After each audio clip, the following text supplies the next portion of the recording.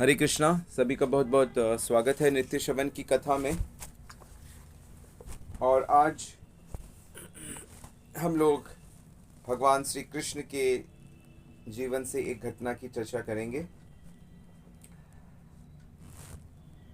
भगवान के संबंध में जो कथा होती है वो हमें स्पिरिचुअल वर्ल्ड लेकर जाती है।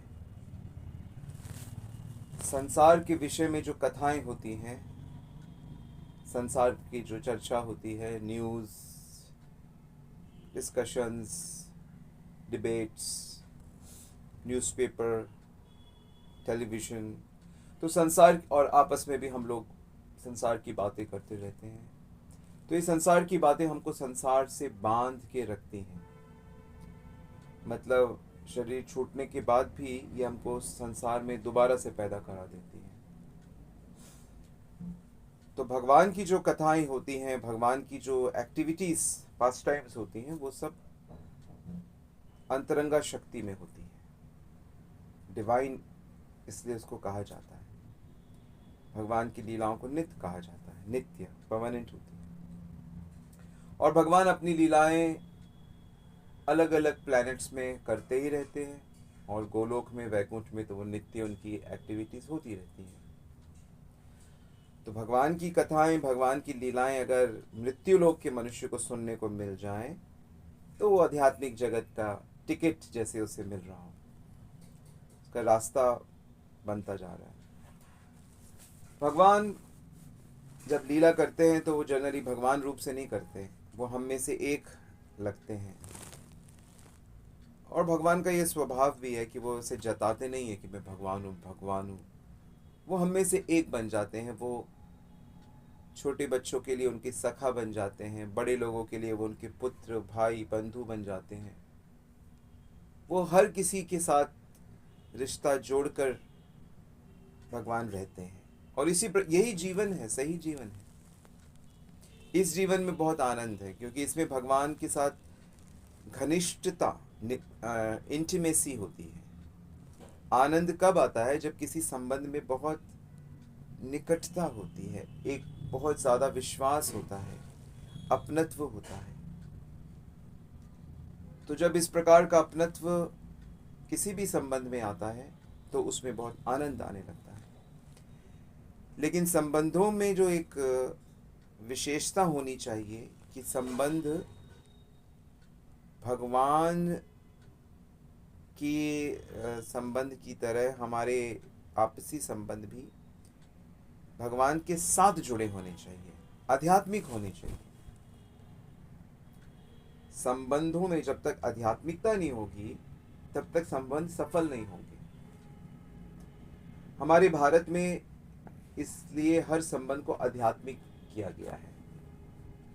जब किसी स्त्री पुरुष का विवाह भी कर दिया जाता है तो उसमें यही बताया जाता है कि ये विष्णु रूप हैं और ये पत्नी जो है ये लक्ष्मी स्वरूपिणी है। तो कहीं पे कृष्ण और राधा या रुक्मिणी कहा जा रहा है, कहीं पे लक्ष्मी नारायण कहा जा रहा है, कहीं पे सीता राम कहा जा रहा है। मतलब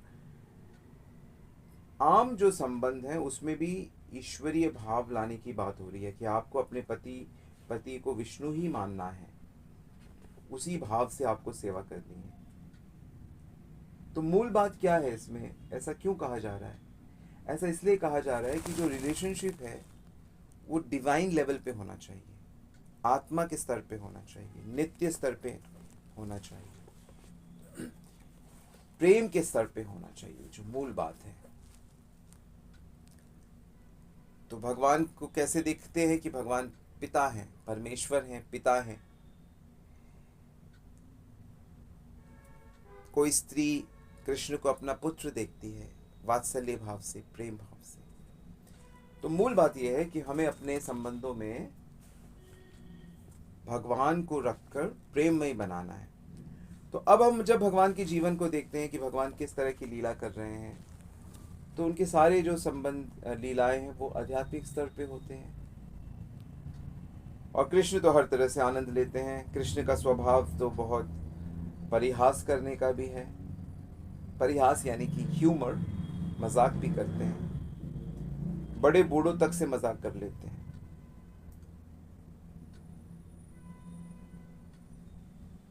इनका जो हंसी मजाक करने की कृष्ण की आदत है वो शास्त्रों में, श्रुतियों में, सब जगह है। संत भी कहते हैं कि जो श्री हरि हैं ये गर्व को खा लेते हैं। ये गर्वहारी है, ये गिरिधारी भी हैं और ये गर्वहारी भी हैं। और अपने लोगों में अगर कभी इनको लगता है कि कोई किसी के अंदर अभिमान आ रहा है तो कृष्ण उसको सहन नहीं कर पाते, और तब वो मजाक करने का सोचते हैं। और किसको पता ये जो जगत है ये भी शायद इनका एक परिहास ही है या क्या है। इनकी जो प्रकृति है, इनकी जो शक्ति है, और अपनी शक्ति के साथ कृष्ण परिहास करते रहते हैं। इसी शक्ति का तो दूसरा नाम माया है।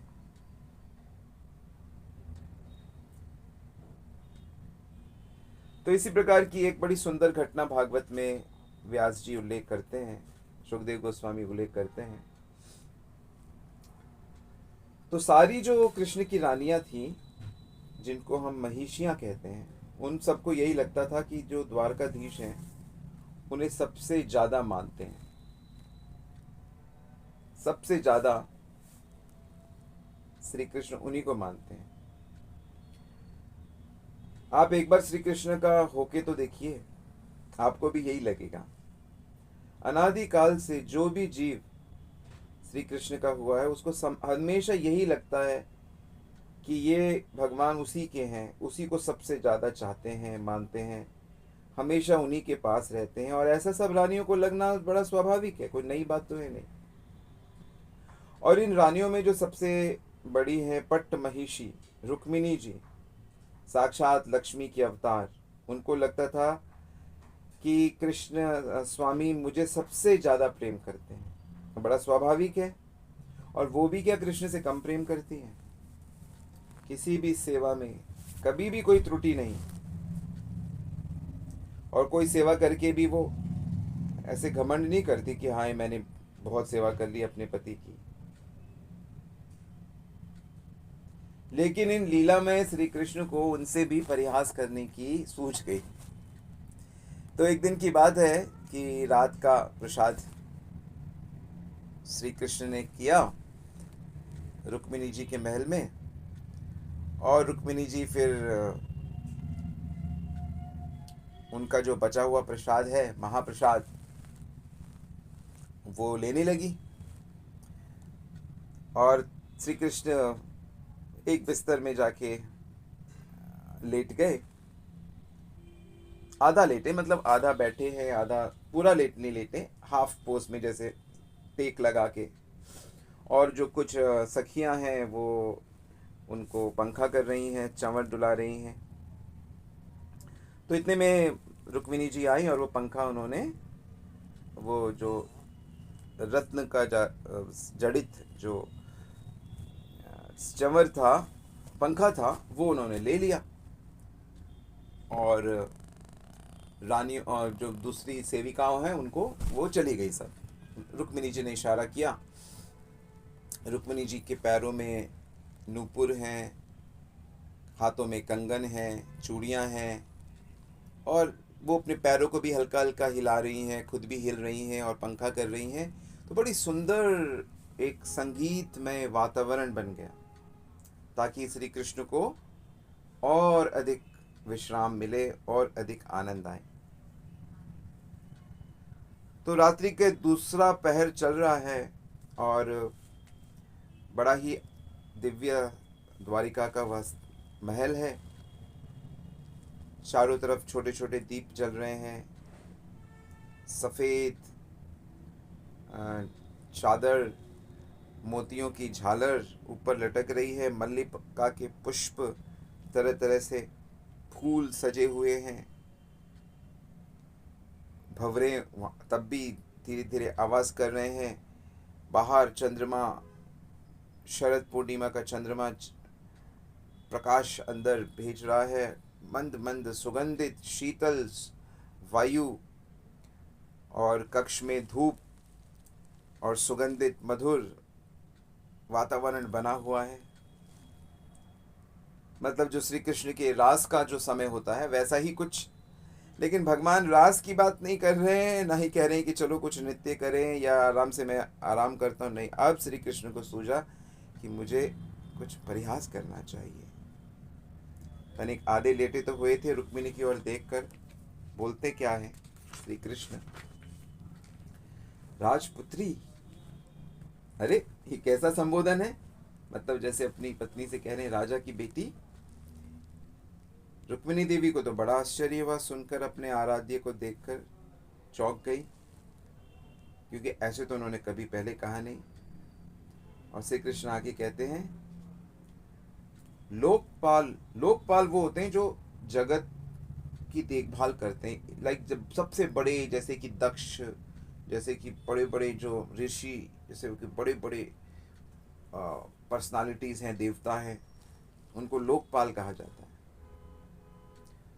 तो श्री कृष्ण कहते हैं कि लोकपालों जैसा जिनका ऐश्वर्य था, जिनका प्रभाव, जिनकी संपत्ति, जिनकी सुंदरता, बल, ऐसे ऐसे राजा तुमको चाहते थे।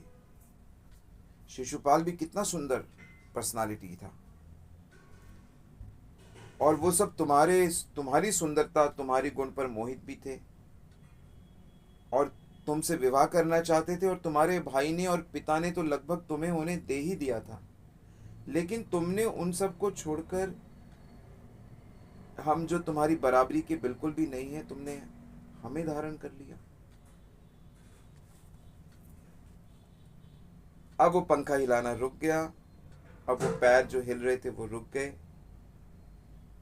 रुक्मिणी देवी तो स्तब्ध हो गई, देखती रही कि आज ही कह क्या रहे हैं। श्री कृष्ण कहते हैं फिर, देखो भाई, हमने तो जरासंध और ऐसे बलवान राजाओं के भय से हमने समुद्र में शरण ले रखी है। बड़े बड़े जो शक्तिशाली राजा हैं उनसे हमारी शत्रुता है, और ये राज्य का जो सिंहासन है ये ना हमारा है, ना ही हमारी संतान का होना है। श्री कृष्ण गंभीर बन गए। देखो, हमारा मार्ग, मेरा जो मार्ग है वो भी कोई लोगों को पता नहीं चलता। लोग जिस रास्ते से चलते, हम तो भाई दूसरे रास्ते से चलते हैं। और देखो सुंदरी, ऐसे पुरुष को अपनाकर स्त्रियों को ना सुख नहीं मिलता है। मैं खुद निष्किंचन हूं, और निष्किंचन वो होते हैं जिनके पास कुछ होता नहीं है। मतलब भगवान के एक्चुअली यदुवंशी है भगवान, तो यदु को शाप मिला होता है कि आप राजा नहीं बन सकते। इसलिए द्वारिका के भी, हालांकि कृष्ण को द्वारकाधीश कहा जरूर जाता है, लेकिन वहां के राजा उग्रसेन हैं, तो ना कृष्ण राजा बनेंगे ना बलराम राजा बनेंगे। फिर किसी दिन इसकी चर्चा करेंगे। तो श्री कृष्ण कह रहे हैं कि देखो, मैं निष्किंचन, मतलब जिनके पास कुछ होता नहीं है, मैं निष्किंचन हूं, और जो निष्किंचन होते हैं वही मुझे भी अच्छे लगते हैं। और जो धनवान लोग हैं ना, वो प्रायः मुझसे प्रेम नहीं करते। धनवान मुझसे प्रेम नहीं करते। अब रुक्मिणी देवी सुन होकर बस सुन रही थी कि आज मेरे प्रभु को हो क्या गया, ये कहना क्या चाहते हैं।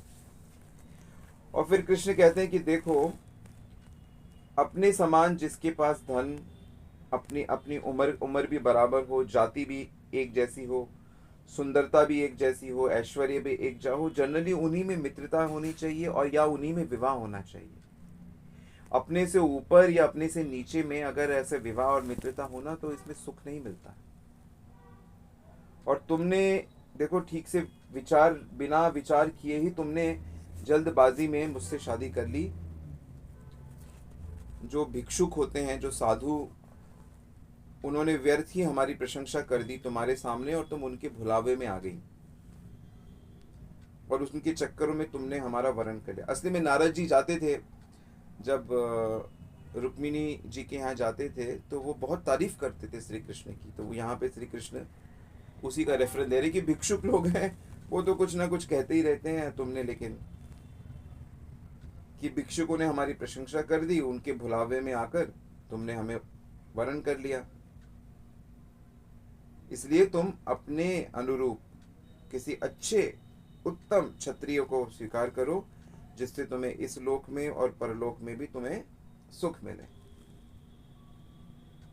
देखो भाई, ये शिशुपाल, जरासंध हो, चाहे शाल्व हो, दंतवक्र हो, तुम्हारे भाई रुक्मी, ये सब हमसे द्वेष करते हैं, तो इनके गर्व को तोड़ने के लिए हम आपको उठा के ले आए थे, लेकिन हम तो उदासीन हैं। जैसे घर में दीपक जलता रहता है, उसे किसी और चीज की आवश्यकता नहीं है प्रकाश के लिए, आनंद के लिए, तो ऐसे ही हम भी आत्मा राम हैं, हमें भी ना पत्नी की जरूरत है, ना पुत्र की जरूरत है, किसी चीज की हमें भी कोई कामना है नहीं। इतनी निष्ठुर वाणी, इतना निर्मम व्यंग, जिसकी कल्पना भी कोई नहीं कर सकता, ऐसा परिहास। और रुक्मिणी देवी तो बड़ी सरल हृदय है, निर्मल हृदय है, उनको लगा कि जैसे कि ये मेरा परित्याग करने जा रहे हैं।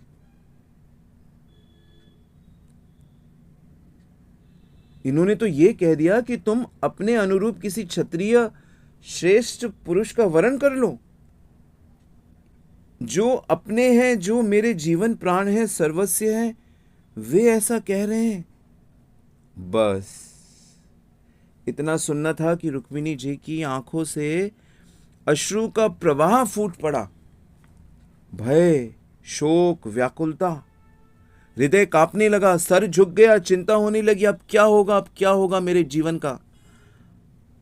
अपने चरणों से, पैरों के नखों से वो भूमि को, फर्श को कुरेदने की कोशिश करने लगी। 2 क्षण खड़ी भी ना रह सकी, मुख से कोई शब्द नहीं निकला। दुख, भय, शोक कि मेरे प्रियतम मेरा परित्याग कर देंगे। हाथ से पंखा गिर गया, मूर्छित होकर धड़ाम से नीचे गिर गई।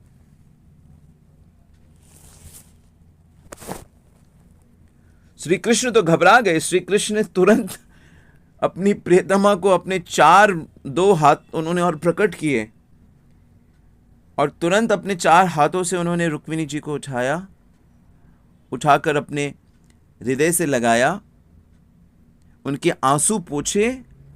अरे अरे प्रिया, यह क्या, इतनी दुखी तुम हो गई? तुम तो परिहास भी नहीं समझती हो। मैंने तो तुमसे परिहास किया है, मैं जानता हूं तुम मेरी परायण हो, किंतु मैं सोचता था कि तुम रुष्ट होगी, तुम्हारा मुख क्रोध से लाल हो जाएगा, तुम्हारे होंठ फड़केंगे, तुम्हारी सुंदर भौहें कुटिल होंगी, आंखें लाल होंगी, टेढ़ी नजरों से तुम मुझे देखोगी और कहोगी, और मैंने वो रूप देखने के लिए तुमसे ये मजाक किया था। और गृहस्थों में अगर इस तरह का हास परिहास नहीं होगा तो ऐसे गृहस्थों बनने का लाभ क्या है? बड़े ही आर्द्र, मतलब बड़े ही सॉफ्ट, ममता से भरे शब्दों में श्री कृष्ण इस प्रकार से रुक्मिणी को आश्वासन दे रहे। रुक्मिणी जी अभी भी बेहोश हैं, लेकिन जब उनकी हल्की सी बेहोशी टूटी और उन्होंने श्री कृष्ण के ये शब्द उनके कानों में गए, तो सोचने लगी ये परिहास कर रहे थे। और अपने प्रभु का स्निग्ध प्रेम स्पर्श पाकर उनके अंगों में एक शक्ति आ गई कि ये मेरा त्याग नहीं कर रहे हैं। ये भय उनका खत्म हो गया, मुख पर लज्जापूर्ण हंसी आ गई और धीरे से खड़ी हो गई और बोली,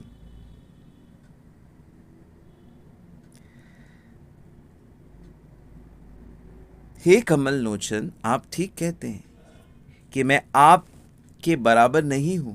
कहाँ आप, जैसे कृष्ण ने कहा ना कि अपनी बराबरी के साथ तुम्हें विवाह करना चाहिए था, कि कहाँ आप सारे जगत के महेश्वर, आपकी महिमा इस जगत के महान से महान देव नहीं जानते हैं, और कहाँ मैं आपकी छोटी सी प्रकृति, आपके चरणों के आश्रय के बिना मेरी कोई स्थिति नहीं है। मेरी और आपकी क्या समानता? आप बिल्कुल ठीक कह रहे हैं। तीनों गुणों से डर के आप अपनी ही आत्मा के आनंद में रमण करते रहते हैं। जो इंद्रियां नियंत्रित नहीं होती, जो जीव की शत्रु होती है, जो राजाओं को अंधेरे में ले जाती हैं, ऐसे वैभव का त्याग तो आपके सेवकों तक ने कर दिया महाराज, तो आप क्यों उनको स्वीकार करने लगे? आपके चरण कमल की जो मकरंद है, जो खुशबू है, उसका जो आनंद है, ये दो पैर वाले पशु यानी कि जो इंसान जो भक्ति नहीं करते वो कैसे समझ सकते हैं? आपकी हर क्रिया अलौकिक होती है, आपके भक्तों की भी हर क्रिया अलौकिक होती है, तो साधारण व्यक्ति उसे कैसे समझ सकता है? आप निष्किंचन हैं, आपके पास कुछ नहीं है, क्योंकि आपके स्वरूप के बाहर कुछ है ही नहीं। सृष्टिकर्ता, प्रलय करने वाले शिव आपके सेवक हैं। जो लोग संसार में धन को ही सब कुछ मानते हैं, धन के कारण अंधे हो चुके हैं, वे भला आपको कैसे जान सकते हैं?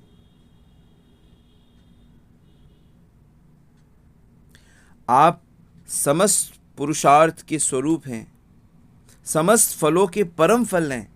आपको पाने के लिए राजा लोग अपना सर्वस्व त्याग कर देते हैं, और जो लोग स्त्री के पीछे जाते हैं, स्त्री सुख में मग्न रहते हैं, वो क्या आपको प्राप्त कर सकते हैं? बड़े बड़े ऋषि मुनियों ने आपका गुणगान किया है, आप अपने आप तक को दे देते हो। मैंने आपका वर्ण किया है, जिनके कहने पे वे क्या सामान्य भिक्षुक हैं?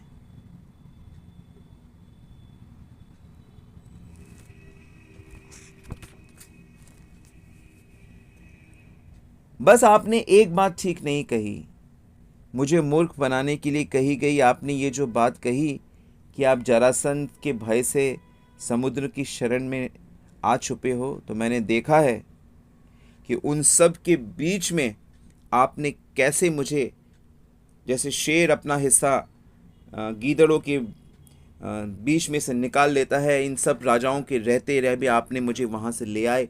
तो क्या मैं नहीं समझती कि आप इनसे कितना डरते हो? आपको तो इनका बिल्कुल भी भय नहीं। महाराज पृथु, महाराज अंग, महाराज ऋषभ, महाराज भरत, ययाति गए, बड़े बड़े राजा जिसकी कृपा पाने के लिए पूरी पृथ्वी का राज त्याग कर वन वन तप करते थे, क्या आपके उन चरणों का आश्रय छोड़कर कहीं और सुख है?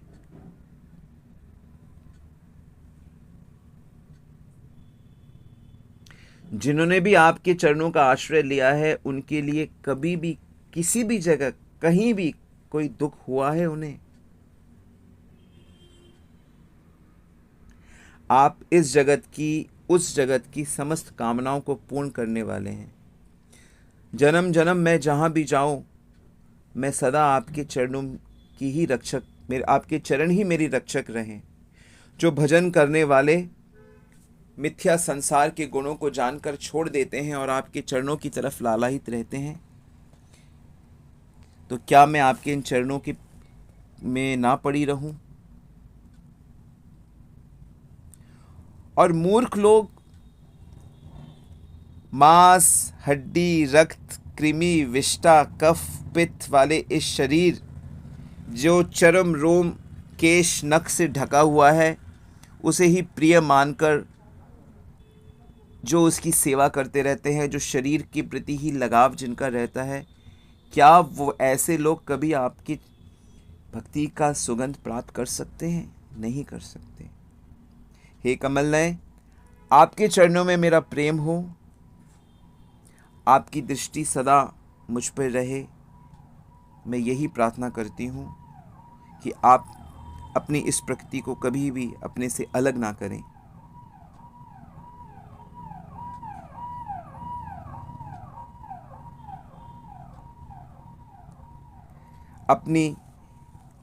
आपने अपनी इस चरण आश्रित में कोई त्रुटि कभी देखी हो? तो इतना कहते हुए रुक्मिणी जी पूरी तरह से उनसे बोला नहीं गया, उनका कंठ भर गया, बड़े बड़े नेत्रों से अश्रु की धारा बहने लगी और कृष्ण ने फिर उन अपने पटुए से उनके अश्रु को पोंछने लगे। कहा, मैं जानता हूँ तुम मेरी अत्यंत अनन्या हो, तुम्हारी समस्त कामनाएं पूर्ण होंगी। मैंने तो केवल परिहास के लिए ऐसी वाणी सुनने के लिए ही ये सब कहा था। तो वास्तव में श्री कृष्ण और उनकी रानियां नित्य दंपति हैं। वैकुंठ में, द्वारिका वैकुंठ में वे सदा श्री कृष्ण की पटरानी हैं। इनके बीच में हास्य विनोद, हास परिहास चलता रहता है और जो भी इस कथा को सुनेंगे या सुनते हैं उनका जीवन भी कृतार्थ हो जाता है, ऐसा व्यास जी कहते हैं। हरे कृष्णा।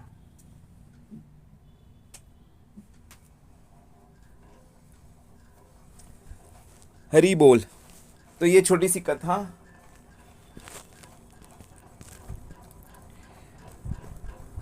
आई होप आपको अच्छी लगी। अंतरंगा शक्ति की मैं इतने अच्छे से कह नहीं पाया,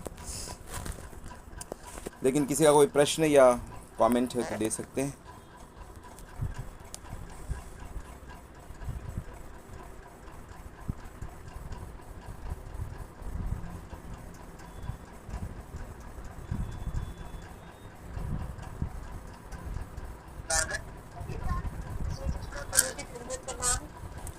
हरे कृष्णा।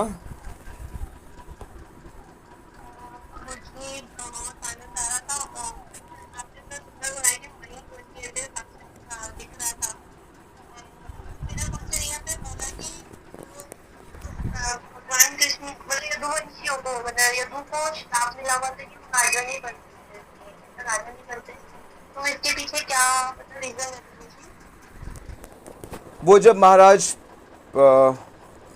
आई थिंक ययाति महाराज थे, जो उनको श्राप मिला था कि वृद्ध हो गए थे, तो उन्होंने अपने पुत्रों से कहा कि मुझे अपनी युवावस्था दे दो। शुक्राचार्य जी ने कहा कि जो अपना युवावस्था से आपकी वृद्ध अवस्था एक्सचेंज करेगा, तो उन्होंने अपने सबसे बड़े पुत्र यदु से पहले बोला। तो यदु ने किसी ब्राह्मण को वादा किया था कि आप मेरे यहाँ आना, आप जो भी मुझसे मांगोगे मैं आपको दूंगा। तो उन्होंने पहले किसी को वादा कर दिया था, तो इसलिए उन्होंने अपने पिता को कहा कि मैं अभी अपना यौवन आपको नहीं दे सकता। तो जिस कारण से उन्होंने श्राप दिया था कि तुम हालांकि मेरे ज्येष्ठ पुत्र हो, लेकिन मैं तुम्हें राजा नहीं बनाऊंगा और ना ही तुम्हारी संतानें कभी राजा बनेगी। तो वो यदुवंशी होने के कारण भगवान, फिर वो पुरु ने ये बात मान ली थी, उन्होंने अपना यौवन दे दिया था ययाति महाराज को, तो इसलिए पुरुवंश के जो वो लोग राजा बने। तो ये भागवत में इसका भी वर्णन आता है। ठीक है।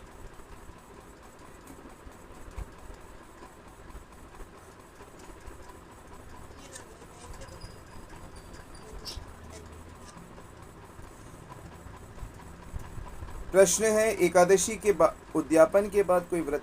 देखो, कर्मकांड जो होता है, मैंने कई बार, आप लोग नए हैं, दो तरीके होते हैं भगवान की आराधना। देखो, भगवान की आराधना तो सारी दुनिया कर रही है, लेकिन एक तरीका होता है कि हे भगवान, हम पे बस आप बरसाते रहो कृपा, आप हमारा कोई भी काम ना रुके, ना धन, ना स्त्री, ना संतान, नौकरी, बिजनेस, घर परिवार, ऐश्वर्य, वैभव, हमारा सब बढ़ता रहे। इसके लिए वो कई पूजा करते हैं, व्रत करते हैं, यात्राएं करते हैं, भागवत कराते हैं, ये बहुत कुछ करते हैं। तो ऐसे धर्म के कामों में ये उद्यापन का सिनेरियो होता है। लेकिन भक्ति का जो दूसरा मार्ग है, जिसमें ये सब कुछ नहीं, ये तो भाई हम प्रभु, हम अपना कर्म करेंगे, जो फल है आप देते रहना, वो तो मिलता ही रहता है, लेकिन हमें आप चाहिए, हमें आपसे प्रेम, हमें आपकी सेवा करनी है। तो ये भगवत विधि होती है। तो अभी आप जो सुन रहे हो, या हरे कृष्णा जिन लोगों से सुन रहे हो या जिनके संपर्क में आ रहे हो, हम लोग भगवत विधि वाले हैं।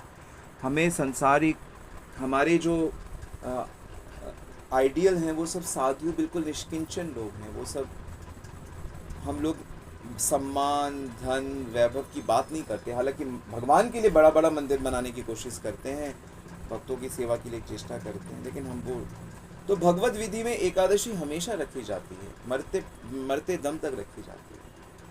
कोई उद्यापन अगर आपने पहले कर लिया है तो उसको छोड़ो, अभी जो सामने एकादशी आएगी उससे शुरू हो जाओ। एकादशी रखो, भगवान का अधिक से अधिक उस दिन नाम जप करो, उस दिन कीर्तन करो, उस दिन भगवान का लीला सुनो, पढ़ो। इस तरह मन में, इंद्रियों से बस भगवान से जुड़े रहो, ये करना है। ये होती है भगवत विधि। ठीक है, तो एकादशी अभी ऐसा शुरू करो कि प्राण जाएंगे, एकादशी मैं पालन करती हूँ।